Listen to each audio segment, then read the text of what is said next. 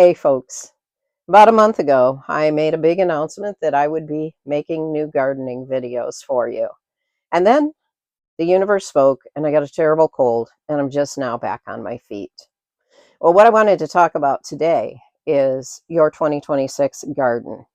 Many of you may feel like, well, I can't have a garden because I don't have any space. Well, I'd like you to know that if you have a window, you can grow some of your own vegetables. You can start with leafy vegetables like lettuce, arugula, mustard greens, and even dwarf kale. Herbs do great in windows. Things like cilantro, basil, thyme, parsley. And those are also delicious when you add them into your cooking fresh. You can even grow small root vegetables like baby carrots, radishes. I have never done that myself, but I did start a pot of radishes yesterday just to prove or disprove that theory. And additionally, you can grow dwarf peas, small cherry tomato varieties, and even some bush beans. Now, if you add lights, you can grow even more. And in addition to that, what you'll find is those plants are going to be less stringy or more compact, and they might be a little bit sweeter. But if you add lights, what you're going to be able to do is grow small peppers, bush cucumbers, eggplant, strawberries, and even some dwarf squash and melons. I haven't done any of these things. I did fail to mention a moment ago that you can grow microgreens in your window.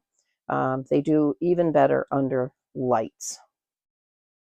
Now, container gardening is another really great option, especially if you don't have a lot of space, you don't have a place to put a raised garden, or you just don't have time to put in a raised bed. So you can grow a lot of food in containers. Before I started growing in the row garden at the farm, I relied really heavily on the containers here on my patio. Now, it's easier for me to talk to you about what not to grow in containers than what to grow. You want to avoid corn and vining crops. You want to avoid brassicas unless it's kale. So no Brussels sprouts, no cabbage, no broccoli. I've tried it, just doesn't work real well. Eggplant doesn't do well. And then you want to avoid root crops if you have a shallow container. If you're growing carrots or parsnips, just make sure it's deep enough. And potatoes, controversial. You'll see a million videos online about how to grow your potatoes in containers or boxes. The results, the yield is so poor that you might as well either buy your potatoes from the store or find a place to bury them in the ground. They really do the best just grown in the ground versus any type of container.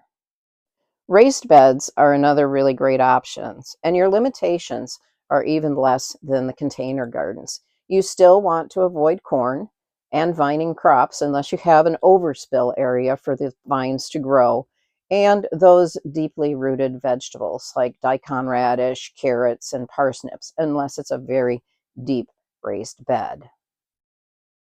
And lastly, we have row gardens. And you can grow virtually anything in a row garden.